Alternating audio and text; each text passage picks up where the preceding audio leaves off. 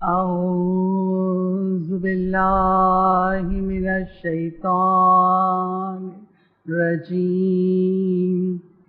بسم الله الرحمن الرحيم. الحمد لله رب العالمين بارئ الخلائق أجمعين فاطر السماوات والأرضين والصلاة والسلام على أشرف الأولين والآخرين خاتم النبيين شفيع المذنبين أبي القاسم محمد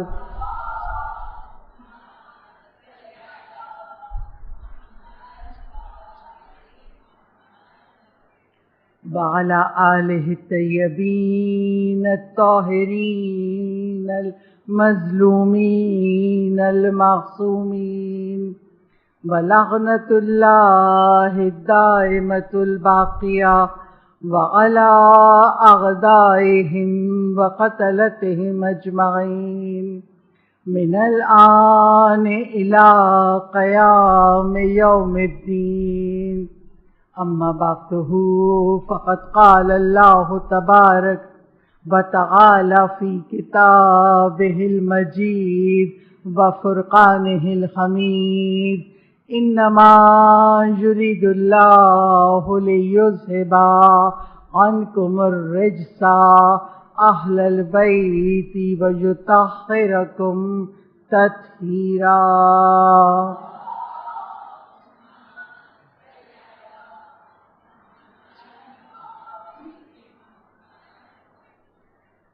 مجلس کی ابتدا میں روزانہ کی طرح آج بھی دعائے سلامتی امام زمان پڑھتے ہیں. بسم اللہ الرحمن الرحیم. اللہم کل ولیک الحجۃ ابن الحسن صلواتک علیہ وعلی آبائہ فی هذه الساعة وفي كل ساعة وليا وحافظا وقائدا وناصرا ودليلا وعينا حتى تسكنه أرضك طوعا وَتُمَتِّعَهُ فِيهَا طَوِيلًا. بآواز بلند نعرہ صلوات.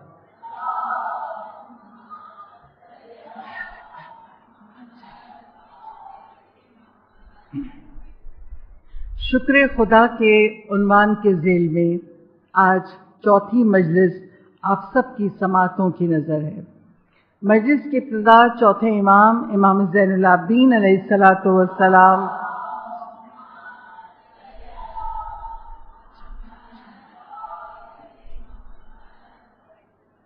چوتھے امام کی صحیفہ سجادیہ کی پہلی دعا سے چند جملوں سے ابتدا کرتی ہوں. امام ارشاد فرماتے ہیں: تمام تعریفیں اس خدائے بزرگ و برتر کے لیے جس نے اپنی مخلوق کے لیے ایک معین مدت مقرر کر دی. ہر مخلوق کے لیے، یعنی ہماری زندگی کا ایک وقت معین ہے، اور جب زندگی کی انتہا ہوتی ہے تو پھر قبض روح کے بعد، روح قبض کرنے کے بعد اگر اعمال اچھے ہیں تو خدا کی نعمتوں کے حصار میں آ جاتا ہے، اور اگر اعمال برے ہیں تو پھر ان گناہوں کی سزا اس کو بھگتنی پڑتی ہے. اور امام ارشاد فرما رہے ہیں کہ نعمت بھی، موت بھی نعمت ہے. اچھا، یہ بات سمجھ میں نہیں آتی، کیونکہ جب کوئی عزیز بچھڑتا ہے، کوئی بچھڑتا ہے، تو انسان اس وقت نہیں سمجھ پاتا کہ موت نعمت ہے. قوم بنی اسرائیل نے کہا تھا پروردگار عالم سے: اللہ میاں موت کو ہٹا دے. سب سے زیادہ جو نخرے والی قوم ہے نا، وہ قوم بنی اسرائیل ہے. کہ اللہ میاں موت ہٹا دے، موت ہمیں پسند نہیں. اللہ نے کہا ٹھیک ہے، میں ہٹا دیتا ہوں. اب موت نہیں آ رہی کسی کو. اب جب دیکھیے ہر ایک مشینری کے لیے بھی ایک مخصوص مدت ہوتی ہے نا جب تک وہ کام کرے. ہمارے جسم کے لیے بھی ایک مدت ہے جس مدت کے لیے ہمیں خدا نے بنایا. اب اگر موت ختم ہو گئی تو ضعیفی بڑھ رہی ہے, اٹھنے بیٹھنے کو محتاجی ہے, کوئی ہو جو خیال کرے. اب اتنی ضعیفی بڑی جو سنبھالنے والا ہے وہ بھی ضعیف ہو رہا ہے. اب اس کو کون دیکھے؟ جب ایسے ہونے لگا تو پھر وہ بنی اسرائیل کی قوم حضرت موسیٰ کے پاس گئی. موسیٰ اللہ سے کہہ دو موت بھی نعمت ہے. اگر اللہ نے موت نہ دی تو ان بزرگوں کو سنبھالے گا کون؟ 4-5 پشتوں تک بزرگ ہو گیا. مجھے بتائیے ان کو کون سنبھال, کون کیئر کرے گا؟ کیونکہ جسم ہے وہ تو گھلے گا. ظاہر جسم کی ایک مدت ہے, بڑھاپا آئے گا. تو موت بھی اللہ کی نعمت ہے. مگر اگر حسین کے ساتھ آئے تو موت سعادت ہے. اور کیسے سعادت ہے؟ جب مولا حسین کربلا کے راستے میں تھے نا تو ایک شخص تھا عبداللہ, اور وہ کوفے سے نکلا تھا. کیوں نکلا تھا؟ ابن زیاد کوفے کے لوگوں کو کچھ کو رقم کا لالچ دے کے, کچھ کو اپنے روپ ملا کے ایک لشکر تیار کر رہا تھا جس کو حسین سے لڑے گا, جو لشکر یزید بنا ہے. تو لوگ اپنی کہتے 3 محرم کو اتنا شور تھا کوفے میں, لوگ اپنی تلواریں تیز کرا رہے ہیں, اپنے نیزوں کی انی تیز کرا رہے ہیں. کیوں؟ حسین سے مقابلہ کرنا ہے. جب عبداللہ نے کوفے کا یہ منظر دیکھا کوفے سے نکل گیا. کیوں؟ مجھے ابن زیاد کی فوج میں شامل نہیں ہونا. اگر میں حسین سے لڑا تو میری دنیا بھی برباد, آخرت بھی برباد. اچھا پھر ہونا کیا چاہیے تھا؟ جا کے حسین سے مل جاتا. حسین سے بھی نہیں ملا. کیوں؟ موت سے ڈرتا تھا. میں ابھی مرنا نہیں چاہتا. اگر میں حسین کے ساتھ گیا تو مجھے پتا ہے کوفے والے تیار ہیں حسین سے لڑنے کے لیے, تو اب حسین ابن علی بچیں گے نہیں, تو میں حسین کے ساتھ بھی نہیں. اب نہ ابن زیاد کے ساتھ اس کو لڑنا ہے نہ حسین ابن علی کے ساتھ. تو اس نے سوچا کیا کہ وہ ایک بس صحرا میں مختلف جگہ خیمے بنا کے رہ رہا ہے. مولا حسین جانتے ہیں, امام وقت ہیں. مولا کے قافلے کا جو مؤذن تھا حجاج بن مسروق, مولا نے اس کو بھیجا جاؤ عبداللہ کے خیمے میں جاؤ اور عبداللہ سے کہو ہمارے ساتھ آ جائے, ہمارے قافلے میں مل جائے. حجاج بن مسروق گیا, کہ مولا تمہیں دعوت دیتے ہیں. کہا نہیں, میں نہیں آؤں گا کیونکہ مجھے موت سے ڈر لگتا ہے, میں ابھی مرنا نہیں چاہتا. اب وہ حجاج بن مسروق مولا حسین کے پاس آئے گا. مولا اس نے انکار کر دیا ہے. مولا خود اٹھے. دیکھیے جب کوئی بیمار ہوتا ہے نا کلینک پہ جاتا ہے ڈاکٹر کو دکھانے, لیکن اگر کوئی اتنا بیمار ہو جائے کہ اٹھ ہی نہ سکے, بہت شدید بیمار ہے, تو پھر ڈاکٹر کو بلایا جاتا ہے کہ لا کے پیشنٹ دکھا دے, اتنا بیمار ہے. اب مولا حسین خود اٹھے, اس کے خیمے میں آئے اور آ کے مولا نے عبداللہ سے کہا تم نے زندگی میں بہت گناہ کیے ہیں, کیا تم چاہتے ہو کہ تمہارے گناہوں کو پروردگار عالم بخش دے؟ کہا میں چاہتا ہوں. کہ میرے ساتھ آ جاؤ. اگر تم میرے ساتھ شامل ہو گئے تو شہادت پا کے جب پہنچو گے میدان آخرت میں تو میرے جد رسول اللہ تمہاری شفاعت کروائیں گے. کہا نہیں, یہ نہیں ہو سکتا, میں موت کا سامنا نہیں کروں گا, مجھے ابھی مرنا نہیں ہے. اگر آپ چاہتے ہیں میرا گھوڑا لے لیں, میرا گھوڑا بہت بہت بہادر ہے اور میرا گھوڑا اتنا تیز دوڑتا ہے کہ کوئی پکڑ نہیں سکتا. آپ میری تلوار لے لیں, میری تلوار بڑی قیمتی ہے, جب چلتی ہے تو کوئی بچ نہیں سکتا. مولا حسین کہتے ہیں نہ مجھے تمہارا گھوڑا چاہیے نہ مجھے تمہاری تلوار چاہیے, میں آیا تھا تمہیں دعوت دینے. اگر تم نے دعوت قبول نہیں کی, مولا حسین چلے گئے. کربلا کا واقعہ ہوا, سب شہید ہو گئے. جب سب شہید ہو گئے یہ عبداللہ نکلا اور کوفے پہنچا. اب جب کوفے پہنچا تو ابن زیاد کو خبر ہو گئی کہ عبداللہ کوفے میں آ گیا. کہا اسے دربار میں لاؤ. دربار میں آیا. کہا تم یزید کے خلاف ہو؟ کہا نہیں. کیا ثبوت ہے کہ میں یزید کے خلاف ہوں؟ کہا تم نے حسین کو گھوڑے اور تلوار دینے کی خواہش نہیں کی تھی؟ وہ تلوار وہ گھوڑا کس کے خلاف چلتا؟ یزید کے خلاف. مجھے سب معلوم ہے. اب یہ خبردار ہوا. جاسوسوں نے ساری خبر ابن زیاد ملعون کو پہنچا دی ہے. یہ کہتا ہے اچھا ٹھیک ہے, میں کوئی یزید کا خلاف نہیں ہوں. جیسے یہ دارالامارہ سے باہر آیا, ابن زیاد نے حکم دیا اپنے فوجیوں کو اس کو گرفتار کرو.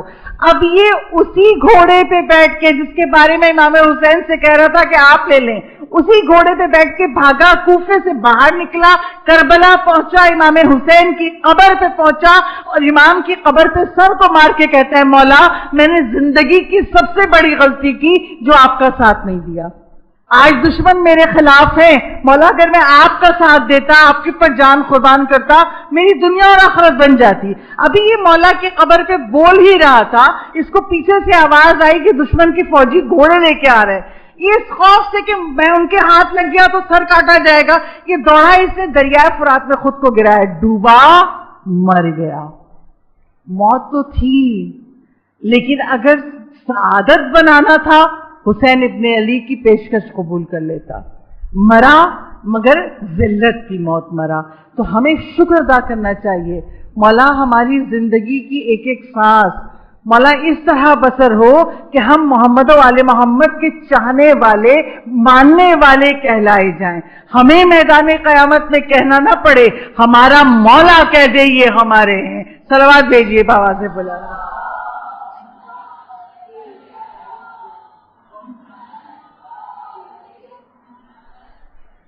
ایک چھوٹا سا اعلان کہ گاڑی نمبر BCV 669، گاڑی نمبر BCV 669 جس کی بھی ہے وہ غلط پارک کی بھی ہے، ہٹا لیجئے، دوسرے لوگوں کو رکاوٹ ہو رہی۔ صلوات پڑھ دیجئے بابا سے بڑا۔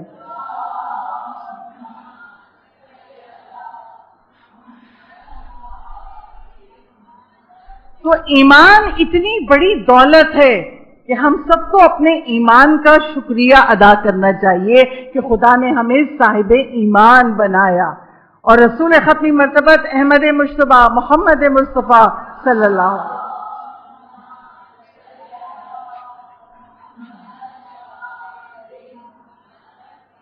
وسلم رسول اسلام کہتے ہیں جو کسی یہودی کو، کسی نصرانی کو، کسی مجوسی کو دیکھ کر خدا کا شکر ادا کرے، خدا تو نے مجھے اسلام دیا، مجھے اپنی کتاب قرآن دی، مجھے محمد و آل محمد سے متمسک کر دیا، اگر کوئی یہ کہہ کر خدا کا شکر ادا کرے گا تو پروردگار عالم اسے جہنم میں نہیں ڈالے گا۔ کیوں نہیں ڈالے گا؟ اس لیے کہ وہ کافروں کے ساتھ اس کو اکٹھا نہیں کرے گا۔ اگر ہم اپنے ایمان کا شکر ادا کریں، معبود تیرا شکر ہے، تو خدا ہمیں جہنم میں نہیں ڈالے گا، کافروں کے ساتھ یکجا نہیں کرے گا۔ پروردگار عالم سورہ اعراف میں ارشاد فرما رہا ہے وَجَعَلْنَا لَكُمْ فِيهَا مَعَائِشَ قَلِيلًا مَا تَشْكُرُونَ۔ سورہ اعراف میں پروردگار کہہ رہا ہے میں نے تمہارے لیے اسباب زندگی مہیا کر دیے مگر تم بہت کم شکر کرتے ہو۔ اللہ نے بار بار جگہ جگہ شکایت کی ہے کہ ہم اللہ کا شکر نہیں ادا کرتے، اور واقعاً ہم جس طرح شکر کرنا چاہیے نہیں کرتے۔ اور کل کی مجلس سے میں نے کہا تھا کہ ہمیں ایک کوئی جو طریقہ ہم چاہیں، چاہے وہ نماز ہو، چاہے وہ تسبیح ہو، چاہے وہ سجدہ شکر ہو، روز آنا ہم سجدہ شکر یا شکر الہی ادا کریں۔ آج بہت ایزیسٹ طریقہ میرے خیال ہے آپ سب کرتے ہوں گے، اگر نہیں کرتے تو آج سے شروع کر دیں گے۔ وہ کیا؟ صادق آل محمد امام جعفر صادق علیہ السلام۔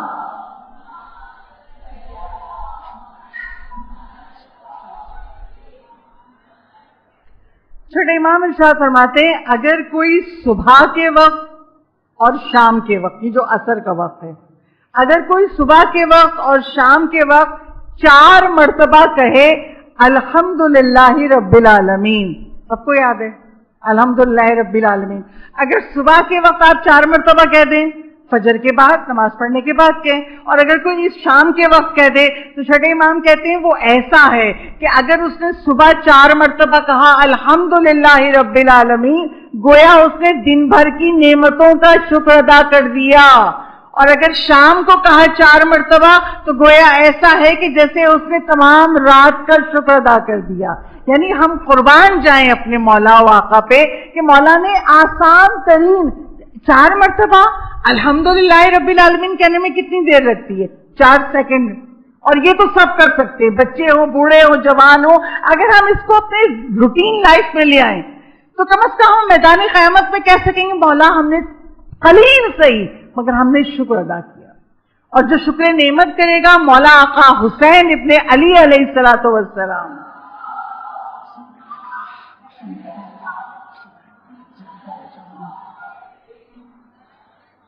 مولا کہتے ہیں اگر تم اپنی گزشتہ نعمتوں کا، جو نعمتیں تمہیں اللہ نے دی، ماں باپ دیے، زندگی دی، تعلیم حاصل کی، ہمیں اچھے انسٹیٹیوشنز ملے، اگر اپنی گزشتہ نعمتوں کا شکر ادا کرنے لگو گے تو آنے والی نعمتوں کا راستہ آسان ہو جائے گا. شکر کرنا واجب ہے، ہم پہ ضروری ہے. اگر ہم گزشتہ نعمتوں کو بھی یاد کر کے، مثلا آپ بوڑھے ہو گئے، کبھی کبھی خیال آئے اللہ نے بہت اچھا شوہر دے دیا، اللہ نے بڑے اچھے سسرال والے دے دیے، اگر ایسا نہ ہوتا تو زندگی کتنی مشکل ہو جاتی. ہاں اگر نہیں، وہ نعمتیں گزشتہ ہیں، لیکن اگر گزشتہ پچھلی نعمتوں کا شکر ادا کرو گے تو آنے والی نعمتوں کا راستہ آسان ہو جائے گا. اور جو چیز حسین سے منسوب ہو جائے وہ اتنی متبرک ہو جاتی ہے، جو چیز بھی حسین سے منسوب ہو جائے اللہ اس کا مرتبہ بڑھا دیتا ہے. کیسے بڑھا دیتا ہے؟ آیت اللہ خوئی ایام ازاں میں 2.25 مہینے مکمل سیاہ پوش رہتے تھے.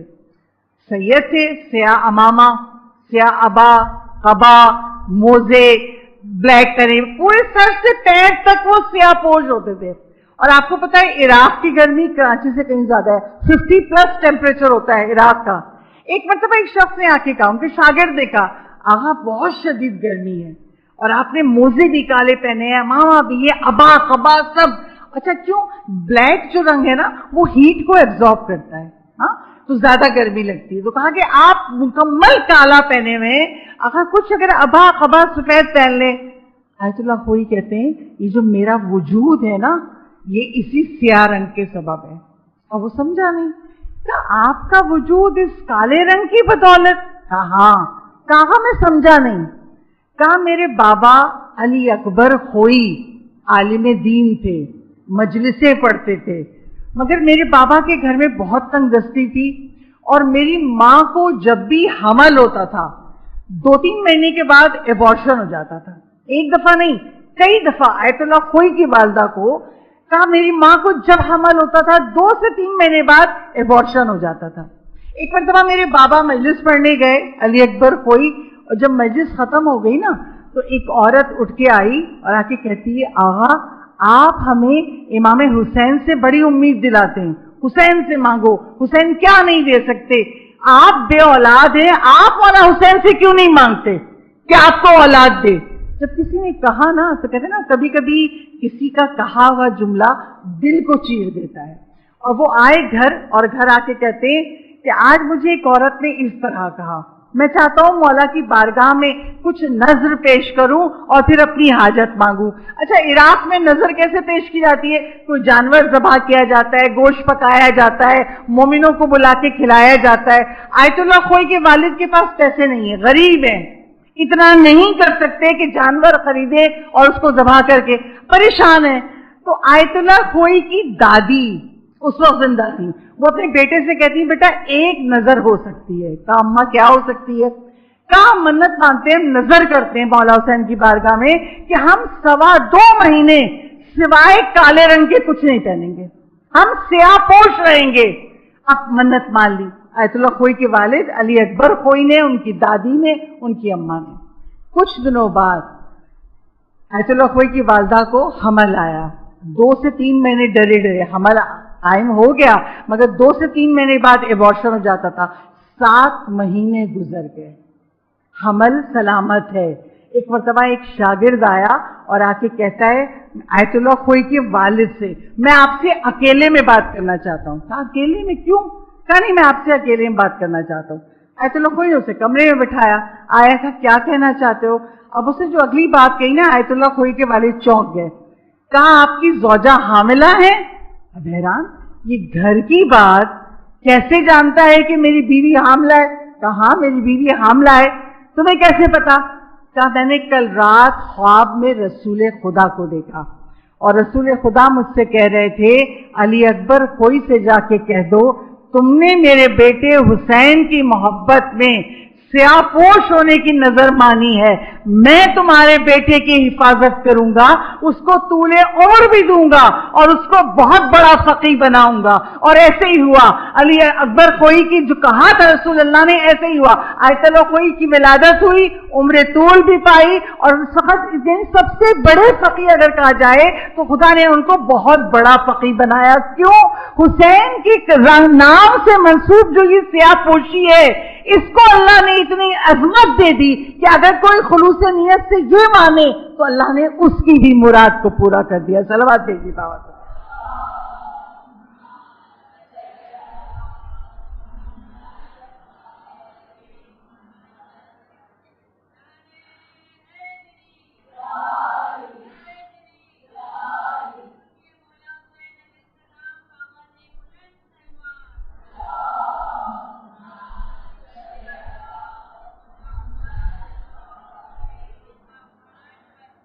آقا مولا حسین ابن علی کے لیے پروردگار عالم نے عرش کے دائیں طرف لکھا ہوا ہے، ان الحسین مصباح الہدی و سفینۃ النجات.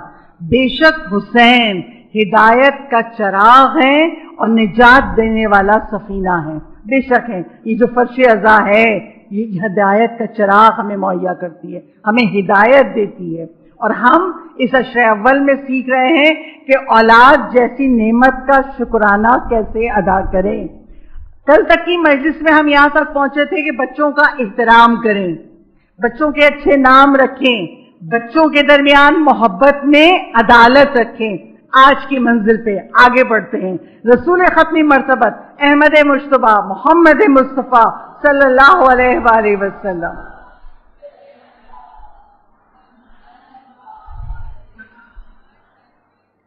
ایک شخص اپنے چھوٹے سے بچے کا ہاتھ پکڑ کے رسول اسلام کے پاس آیا اور رسول اسلام کے پاس آ کے کہتا ہے، اللہ کے رسول، میرے بچے کا مجھ پر کیا حق ہے؟ دیکھیے یہ تو ہم سب سنتے ہیں نا، ماں باپ کا حق بہت بلند ہے، واقعاً بہت بلند ہے، بہت بلند مرتبہ، لیکن بچوں کے بھی حقوق ہیں. کہ اللہ کے رسول بتائیے میرے اس بچے کا مجھ پر کیا حق ہے؟ رسول اسلام کہتے ہیں پہلا حق یہ ہے کہ اس کا نام اچھا رکھو، دوسرا حق یہ ہے کہ اس کی اچھی تربیت کرو، تیسرا حق یہ ہے کہ اس کو اچھا ماحول فراہم کرو. اب رسول نے 3 باتیں کہہ دی جو بچوں کے حقوق ہم پر ہیں. اچھا نام رکھو، اس سے ہماری گفتگو ہو چکی. اچھی تربیت کرو، اچھا ماحول دو. اچھی تربیت کیسے کریں اور اچھا ماحول کیسے دیں؟ اس طرح دیں. اب جو میں آپ کے سامنے بیان کروں گی وہ ہمارے ائمہ معصومین نے بھی بیان کیا ہے. تربیت کا ایک اصول ہے جو قیامت تک چلے گا. کیا؟ رسول ختم مرتبت احمد مجتبیٰ محمد مصطفیٰ صلی اللہ علیہ وآلہ وسلم.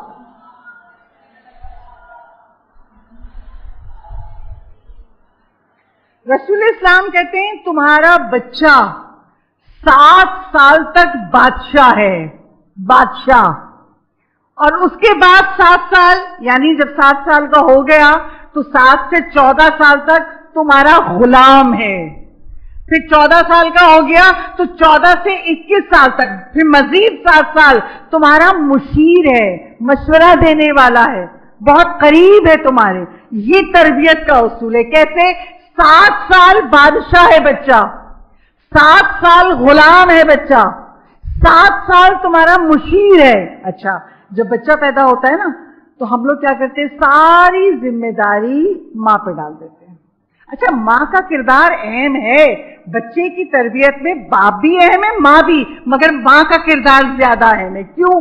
اس لیے کہ جب مولا علی کو ایک بہادر بچہ چاہیے تھا تو اپنے بھائی عقیل سے کہتے ہیں مجھے ایسے قبیلے میں میری شادی کرواؤ تاکہ اس سے جو بیٹا پیدا ہو وہ کربلا میں میرے حسین کا مددگار ہو. اگر بیٹا عباس چاہیے تو ماں بھی ام البنین ہونی چاہیے. ماں کا کردار بہت اہم ہے. ورنہ ہم ہاتھ جوڑ کے کہ مولا آپ تو امام ہیں، آپ تو مولائے کل ہیں، آپ دعا کریں گے خدا آپ کو دے دے گا، بے شک دے گا، مگر ماں کا کردار، جس کے پیٹ میں 9 مہینے بچہ رہتا ہے، اس کا کردار بہت امپورٹنٹ ہے. تو رسول کیا کہہ رہے ہیں؟ 7 سال تک بچہ تمہارا بادشاہ ہے. اب آج کل آپ دیکھ رہی ہیں جو ماؤں کو بچے ہو رہے ہیں سیزیرین ہو رہے ہیں، ہاں ماؤں کو وہ تکلیف ولادت کی، پھر اس کے بعد ویکنیس، یعنی مائیں کہتی ہیں ہم سونا بھول گئے. بچہ چھوٹا ہے ہر 2 گھنٹے بعد فیڈ کرانی ہے. بچہ چھوٹا ہے اس کو اللہ نے سکھا کے بھیجا ہے کچھ چاہیے رو کے مانگو. بچہ رو کے مانگتا ہے نا, منہ سے تو نہیں کہہ سکتا. مائیں کہتی ہیں ہم سونا بھول گئے, ساری رات ہمیں بچہ جگاتا ہے. اس کے بعد اسے گھر بھی دیکھنا ہے, اس کو کچن بھی دیکھنا ہے, اسے ساس سسر کو بھی دیکھنا ہے, اسے شوہر کا مزاج بھی دیکھنا ہے. ہم ہر چیز وہاں پہ ڈال دیتے ہیں. ایسا نہیں ہے. اگر آپ کے گھر میں بادشاہ آ جائے, اچھا بادشاہ چھوڑے, اگر شہباز شریف آ جائے تو کیا ایسا ہوگا کہ جس نے بلایا وہی کرے؟ ہم کیوں جائے اس کے سامنے؟ پورا گھر الرٹ ہو جائے گا, ارے ہمارے پاس تو وزیر اعظم آ رہا ہے. یہ جب آپ کو اللہ نے 7 سال کے لیے آپ کے گھر میں بچہ نہیں آیا, بادشاہ آ گیا ہے. بادشاہ سے بات کرنے کا پہلا طریقہ کیا ہوتا ہے؟ کوئی بادشاہ کے سامنے غصے سے بات کر سکتا ہے؟ نہیں. اب یہ ہمارے ہاتھ میں ہے. ہم اپنی اولاد کو بے لگام بادشاہ بناتے ہیں یا سمجھدار بادشاہ بناتے ہیں. مائیں بھاگ رہی ہیں بچوں کے پیچھے, اس کا کھلونا چھین لیا, اس کو مار دیا, مائیں پیچھے پیچھے بھاگ رہی ہیں. سوچئے کیسے بنے گا وہ بچہ ذمہ دار؟ بادشاہ ہے تو بادشاہ کے سامنے نرمی سے پیش آئیے, نرمی سے, محبت سے. ہم سب کو جس گھر میں بچہ آیا نا, دادا بھی ہیں, دادی بھی ہیں, پھوپھی بھی ہیں, چاچا بھی ہیں, ماں بھی ہے, باپ بھی ہے. اب سب کو اپنے ٹیمپرمنٹ کو جھکانا ہوگا. کیوں؟ گھر میں بادشاہ آ گیا. اچھا ہم لوگ ایسا کرتے نہیں ہیں. بچہ ذرا سا 2 سال کا ہوا, کچھ کیا تو ماں کو کیا ہوتا, آنے دو بابا کو, بابا سے تمہاری شکایت کریں گے. بابا نے ایک ڈانٹ لگائی, اب بچہ منہ بسورتا ہوا دادی کے پاس گیا. دادی بابا گچھا کر رہا ہے, دادی اماں گچھا کر رہی ہے. کیوں؟ بچے کو یہ کیوں کہنا پڑا کہ اماں یا ابا غصہ کر رہے ہیں؟ کیوں غصہ؟ کسی بادشاہ کے سامنے غصہ؟ آپ اپنی اولاد کے حق میں برا کر رہے ہیں. کرنا کیا چاہیے؟ بچہ ہے, غلطی ہوگی اس سے, جب غلطی ہوئی تو اس کے پاس جائیے. آپ نے غلط کیا نا, بابا نے منع کیا تھا نا, یا اماں نے منع کیا تھا نا, پھر کیا, اب میں آپ سے ناراض ہوں, بس میری آپ کی بات ختم. اور بجائے بچے کا چہرہ گھورے, اس جگہ سے اٹھ کے چلے جائیے, دوسرے کمرے میں چلے جائیے. دنیا کا سب سے طاقتور ترین کیمرہ بچے کی آنکھیں ہیں. بچہ 24 گھنٹے آبزرو کر رہا ہے. آج دادی کا موڈ خراب ہے, اماں سے کچھ جھگڑا ہوا ہے, آج بابا بڑے غصے میں, آج آفس سے کچھ نہ کچھ جھگڑ کے آئے, آج دادا بڑے زور سے بات کر رہے ہیں. اچھا گھروں میں کیا ہوتا ہے, میری ایک دوست ہے, میں نام لوں گی تو بہت مشہور فیملی ہے شیعوں کی, وہ کہتی ہیں رباب میں نے اپنے گھر میں میرے بچوں نے کبھی زور سے آواز نہیں سنی. میاں بیوی میں اختلاف ہوتے ہیں مگر بچوں کے سامنے ہم بات نہیں کرتے. میرے بچوں نے کبھی گھر میں زور سے آواز نہیں سنی, اور آج ان کے تینوں بیٹے شادی شدہ ہیں, ویسے ہی ہیں کہ ان کے گھر میں کوئی زور سے بات نہیں کرتا. جو ماں باپ کو دیکھا وہی کریں گے. اب اگر ہمارے گھروں میں ٹاک شوز آ رہے ہیں, دادا بیٹھے ہیں ٹی وی کے آگے, دادا نے ٹی وی تیز کیا, بچہ دیکھ رہا ہے, اچھا تیز آواز میں بھی ٹی وی سنا جا سکتا ہے. پھر اگر وہ اپنی الیکٹرانک گاڑی کی آواز بڑھا دے, کیا کر رہے ہو, شور کر رہے ہو, بند کرو اس کو. ہم اس کو تو منع کریں گے لیکن اپنے ایٹیٹیوڈ کو نہیں دیکھتے. ہم بادشاہ سے کیسا سلوک کر رہے ہیں. آپ جتنی نرمی سے پیش آئیں گے, وہ یہ کہیں میرے بابا ناراض ہیں, تو اب دادا دادی کا فرض کیا ہے, ہاں بیٹا آپ نے غلطی کی نا, بابا ناراض ہیں, 10 منٹ رک جاؤ, 10 منٹ رک جاؤ, بابا کا موڈ ٹھیک ہو جائے گا. 10 منٹ کے بعد جاؤ بابا سے سوری کہو, اور وہ چھوٹا سا بچہ جائے گا, بابا سوری اب نہیں کروں گا. باپ کا کیا فرض ہے, گلے سے لگائے پیار کرے. اچھا ٹھیک ہے اب نہیں کرو گے. آپ نے اللہ کے سامنے بندے کو معافی مانگنے کا سلیقہ سکھا دیا بچپنے میں. آج کی میڈیکل سائنس کہتی ہے, شریعت کہتی ہے, 3 سال کی عمر تک بچے کی مکمل پرسنالٹی بن چکی ہوتی ہے. وہ ضدی ہوگا یا بہت ہمبل ہوگا, یا وہ کیسا مزاج ہوگا, 3 سال کے اندر بچہ اپنے گھر میں سب سیکھ چکا ہوتا ہے. اگر گھر میں لڑائی ہے تو لڑائی بھی گھر میں دیکھ رہا ہے. پازیٹیو ویلیوز گھر میں سکھا دیجئے, بری چیزیں تو زمانہ سکھا ہی دے گا. جو گھر سے نکلے گا, جوان ہوگا, اسکول میں جائے گا, بری چیزیں تو دیکھے گا. آپ گھر کو اتنا پازیٹیو رکھیے کہ اپنے بچے کی تربیت کیجیے. چھٹی کا دن ہوتا ہے, سب گھروں کا ہے, روز بچے صبح 6 بجے اٹھائے جاتے ہیں, اگر بالغ ہے تو نماز کے لیے 5 بجے اٹھائے جاتے ہیں. لیکن جب سنڈے کا دن آئے گا, نماز پڑھ کے بچے سوئے, اب سو رہے, 10-11 تک کوئی نہیں اٹھے گا. اٹھے گی تو فقط ماں کہ بھائی روز بریڈ کھاتے ہیں, آج پراٹھے بنا دوں. اب ہونا کیا چاہیے؟ گھر میں اصول ہونا چاہیے. اگر روزانہ بچہ 6 بجے اٹھتا ہے، آج سنڈے کو پورے گھر والے 9 بجے اٹھ جائیں گے. نہیں اٹھ پاتے. کیوں؟ اگر ماں اٹھا رہی ہے بچے کو تو دادا کی آواز آئے گی، ارے بیچارہ روز صبح 6 بجے اٹھتا ہے، سونے دو، جب اٹھے گا ناشتہ دے دینا. غلط ہے. گھر کے اٹھنے بیٹھنے کے اوقات، یہ بچہ ایٹیکیٹ سیکھے گا بچپنے میں، اور یہ بنیاد اتنی مضبوط ہوگی، ساری زندگی ڈسپلنڈ ہوگی. ٹھیک ہے، ماں ناشتہ بنا رہی، دادی اٹھے، دادا اٹھے، میں اٹھاتا ہوں، اور بیٹا اٹھو، چلو اٹھو، دیر ہو گئی. جب سب گھر کے لوگ مل کے کوشش کریں گے، آپ کی اولاد خدا ایسے پالے گا کہ آپ اس سے فخر کریں گے. مگر جب یہ شروع کے 7 سال بہت مشکل ہے، شروع کے 7 سال جب کھیلنے کودنے میں بچوں کو زیادہ، بچے یہ پوئم سناؤ، یہ بابا بلیک شپ سناؤ، ارے ہم سکھا دیں 7 سال میں کس امام کی ماں کا نام کیا ہے. جیسے مائیں سکھاتی ہیں نا، اللہ 1، پنجتن 5، امام 12، ایسے ہی دادی دادا ماں مل کے ہم اس کو 7 سال میں پوٹی ٹرین بھی کرنا ہے، اس کی ایٹنگ کی ہیبٹ بھی سیٹ کرنی ہے، اس کی جاگنے سونے کا ٹائم بھی صحیح کرنا ہے، اس کو وضو بھی سکھانا ہے، اس کو گھر میں کوئی نماز پڑھے تو وہ اپنا مصلی بچھا کے بیٹھ جائے. ابھی آتا نہیں پڑھنا، تسبیح لے کے پڑھتا رہے، کھیلتا رہے. یہ ساری چیزیں جب ہوں گی جب ہم اپنے بچے کی تربیت کریں گے، اور اگر نہیں کریں گے تو نقصان ہمارا ہی ہے. کیا ہے؟ ایک روایت بیان کر دوں اور آگے بڑھ جاؤں. آغا رجب علی خیاط، ان کا نام آپ نے بہت سنا ہوگا مجلسوں میں. رجب علی خیاط کو اللہ نے آنکھوں کے وہ ظاہری پردوں کو ہٹا دیا تھا، وہ برزخ کو دیکھتے تھے. کسی بھی شخص کو دیکھ کے اس کی زندگی کا حال بھی بتا سکتے تھے، اس کے مرحومین کا حال بھی بتا سکتے تھے. آقا رجب علی خیاط کو جو شخص اپنی گاڑی میں بٹھا کے درس دینے لے جایا کرتا تھا، آقا کو بٹھا کے، تو اس کے گھر میں ایک چھوٹا بچہ تھا 2 سال کا. اچھا وہ بچہ تھا، اس بچے نے کہیں یورین پاس کر دیا، پیشاب کر دیا. اب ماں نے دیکھا، اب جو ماں نے اس کی پٹائی کی، میں نے کہا تھا یہاں پہ یورین پاس نہیں کرنا ہے، پوٹی کے اوپر بیٹھ کے کرو.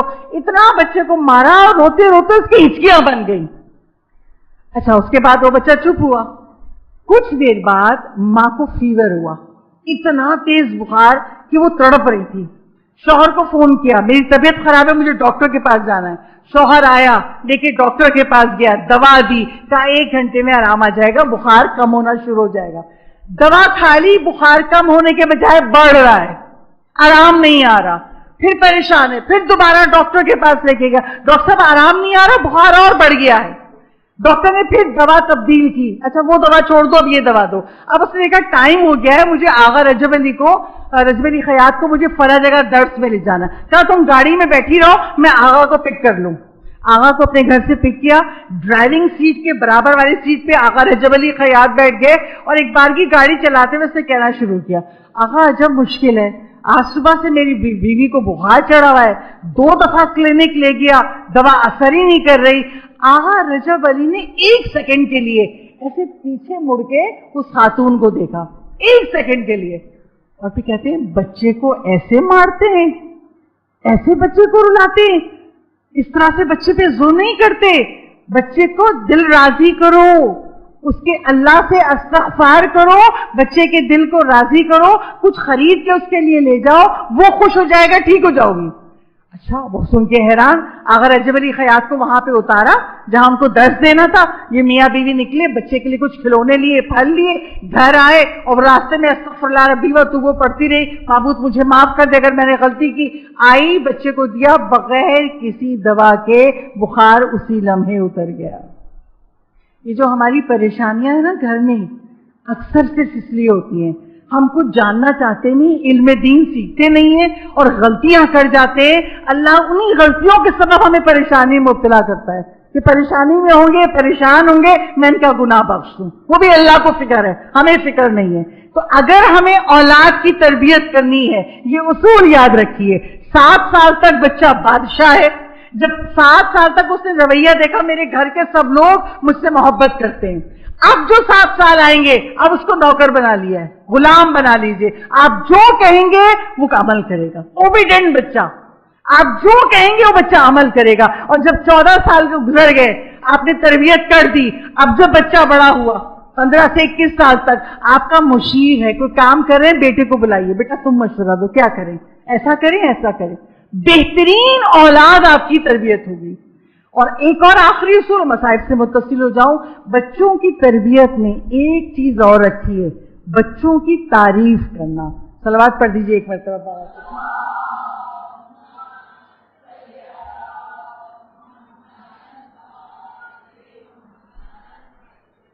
بچوں کی تعریف کرنا. دیکھیے ہر انسان اپریسیشن چاہتا ہے. جب ہم بڑے ہوتے ہیں نا تو مجلسوں میں سنتے ہیں کوئی نیک کام کرو تو کسی سے اپریسیشن مت چاہو، اللہ کے لیے کیا ہے اللہ اجر دے گا. ہم نے بڑے ہو کے سمجھ لیا نا، مگر جو بچہ ابھی پیدا ہوا ہے اسے کیا پتا، وہ تو چاہتا ہے میں جو بھی کروں میری اپریسیشن. حتیٰ کہ بچے جب کچھ نہیں کھا رہے ہوتے نا تو مائیں آگے لا کے رکھتی ہے تو میرا بیٹا کھا لے گا تو جیت جائے گا. اب اگر اسے جلدی جلدی کھا لیا، کوئی پھل ہے کچھ بھی ہے، تو وہ چاہتا ہے میری ماں کلیپنگ کرے، ارے میرا بچہ جیت گیا. یہ چھوٹا سا عمل جو ہم مائیں جب بچے چھوٹے تھے بہت کرتے تھے، یہ چھوٹا سا عمل کیا ہے، بچے کو اپریشیٹ کر رہے ہیں. ارے واہ میرے بچے نے دیکھو یہ چیز کھا لی، نہیں کھا رہا تھا میں نے کہا کھا لیا. جب آپ بچے کی تعریف کریں گی چھوٹی چھوٹی باتوں پہ، اب دادی نماز کے لیے کھڑی ہو رہی ہیں، اس کو پتا ہے مصلی بچھاتے ہیں، اس پہ سجدگاہ رکھتے ہیں، تسبیح رکھتے ہیں. دادی وضو کرنے گئی، اس میں تسبیح نہیں تھی، وہ دوڑتا دوڑتا گیا وہاں سے تسبیح اٹھائی رکھ دی. ارے میرے بچے نے تسبیح رکھ دی، دادی نے اس کو گلے لگایا، پیار کیا. یہ کیا ہے؟ اپریسیشن. جب اس طرح بچے کو آپ اپریشیٹ کریں گی نا، بچے کے دل میں ایک بات بیٹھ جائے گی، یہ مجھ سے بہت محبت کرتے ہیں. اور اگر ایسا ہوگا تو معصوم امام کہتے ہیں 3 فائدے ہوں گے. پہلا فائدہ، بچے کے اندر کانفیڈنس آ جائے گا. دوسری چیز، بچہ نیکی کی طرف بڑھے گا. میں جب بھی کوئی اچھا کام کرتا ہوں، میرے بابا میری ماما یا میرے دادا دادی مجھے بہت پیار کرتے ہیں، بچہ نیکی کی طرف بڑھے گا. اور بچہ تیسری بات، ہمیشہ آپ کا اوبیڈینٹ رہے گا، آپ کا فرما بردار رہے گا. اور اگر آپ اس طرح کریں گے، آپ یقین مانیے مولا علی کے بارے میں جب ہم پڑھتے ہیں نا، مولا بچوں کو بٹھا کے بتاتے تھے میں تمہیں 4 باتیں بتاؤں، اگر تم اس پر عمل کرو گے تو کبھی بیمار نہیں ہوگے. کیا مطلب؟ ادب ماں بھی سکھا رہی ہے، ادب باپ بھی سکھا رہا ہے. ایسا نہیں کہ ماں کے کندھے پہ ڈال دیا، اچھا ہے تو ہمارا ہے اور برا ہے تو سب ماں نے کیا. نہیں، ایسا نہیں ہے. سب کو اس تربیت میں حصہ لینا پڑے گا اگر آپ چاہتے ہیں ہماری بہت لائق اولاد ہو.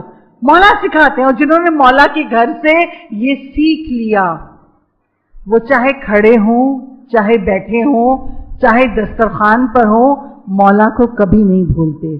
جیسے حبیب ابن مظاہر نہیں بھولے. حبیب ابن مظاہر دسترخوان پہ بیٹھے تھے اپنی زوجہ کے ساتھ اور کھانا کھانا شروع کرنے والے تھے. پہلا ہی لقمہ توڑا تھا، دروازے پہ دستک ہوئی.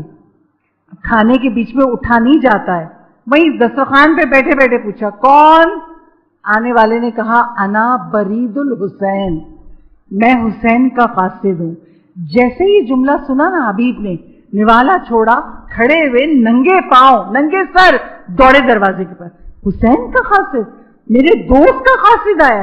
دروازہ کھولا، سلام کیا، کہا تم میرے مولا کی بارگاہ سے آئے ہو؟ کہا ہاں، مولا نے تمہارے نام خط بھیجا ہے. خط کو لیا، آنکھوں سے لگایا، پیشانی سے مس کیا اور کھول کے وہیں دروازے پہ پڑھنا شروع کیا. میرے مولا نے کیا لکھ کے بھیجا ہے؟ اور مولا نے کیا لکھا تھا؟ من الحسین ابن علی الی رجل فقی حبیب ابن مظاہر اسدی. حسین کی طرف سے یہ خط حبیب ابن مظاہر کے لیے ہے.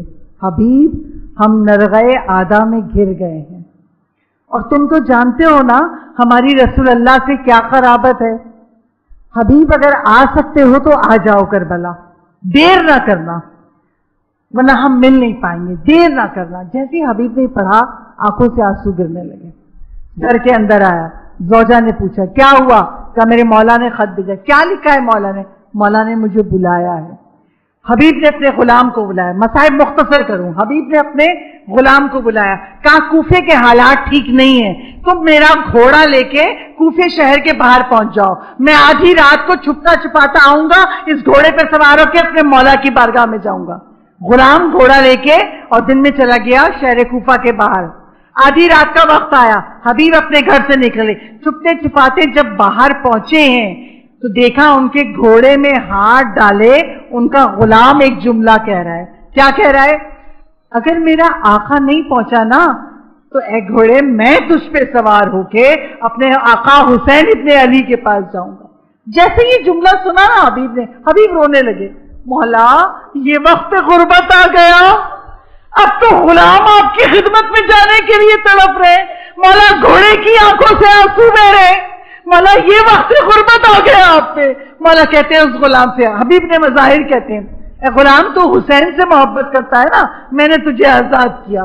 غلام کہتا نہیں، جب تک آپ کو اپنی خدمت کروانی تھی مجھے غلام رکھا، اب جب آپ مولا حسین کی خدمت میں جا رہے ہیں مجھے چھوڑ کے جا رہے ہیں، نہیں میں بھی جاؤں گا کربلا، مجھے بھی کربلا لے چلیے، میں بھی مولا کی خدمت انجام دینا چاہتا ہوں. حبیب ابن مظاہر نے اس غلام کو اپنے گھوڑے پہ سوار کیا، پہنچے ہیں مولا حسین کی بارگاہ میں. جب پہنچے نا مولا کی بارگاہ میں، ایک بارگی مولا کے لشکر میں خوشی کے نعرے لگنے لگے. حبیب آ رہے ہیں. مولا حسین نے کہا تھا اپنے ساتھیوں سے میرا دوست آ رہا ہے. عزیزانو، کربلا وہ جگہ ہے جہاں روز عاشورہ مولا حسین نے کہا تھا جو جانا چاہے چلا جائے. یہ میرے خون کے پیاسے ہیں، جو جانا چاہے چلا جائے، مگر فقط ایک حبیب ابن مظاہر ہے جسے مولا نے خط لکھ کے بلایا ہے. مولا کو یقین ہے دنیا ساتھ چھوڑ دے میرا حبیب مجھے نہیں چھوڑے گا.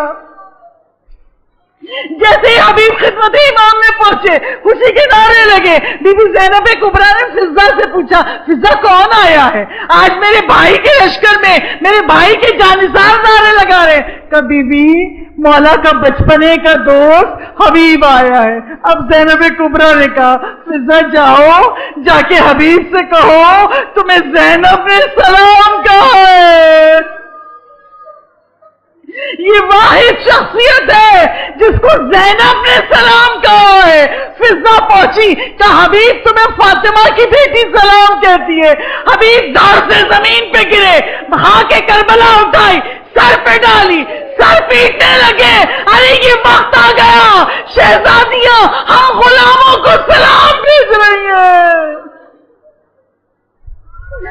عاشور کا دن آ گیا، ایک کے بعد ایک جا رہا ہے، جان فدا کر رہا ہے. مولا حسین نے حبیب سے کہا حبیب ذرا لشکر عزیز سے کہو تھوڑی دیر کے لیے جنگ روک دیں، ہم نماز ظہر پڑھ لیں.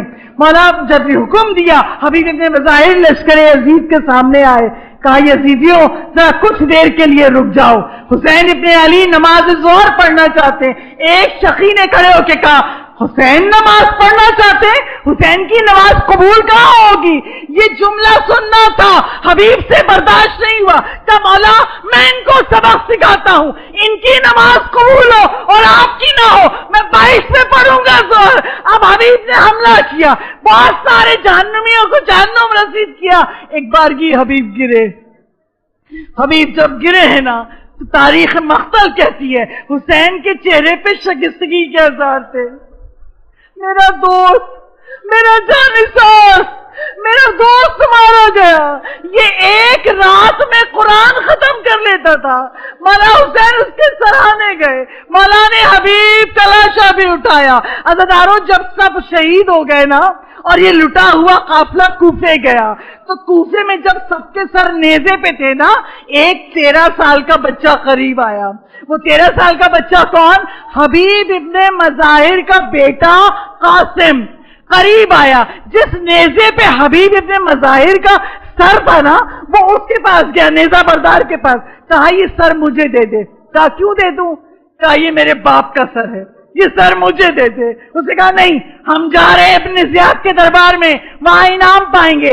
جب سر نہیں ملا نا تو حبیب ابن مظاہر کے بیٹے نے کیا کیا، اپنے 8-10 دوستوں کو جمع کیا اور اس پہ حملہ کیا اور باپ کا سر لے لیا. اور یہ کہتا ہوا چلا جس کا بیٹا زندہ ہو اس کے باپ کا سر کوئی نیزے پہ نہیں چڑھا سکتا. جب یہ جملہ سید سجاد نے سنا ہتھکڑیاں بیڑیاں سنبھالے ہوئے سر حسین کے قریب آئے. کہا بابا یہ سچ کہتا ہے جس کا بیٹا زندہ ہو اس کے باپ کا سر نیزے پہ نہیں آ سکتا، مگر بابا میں کیا کروں؟ بازو، ہاتھوں میں ہتھکڑیاں، پیروں میں بیڑیاں، مشیت الہی کا پابند ہوں۔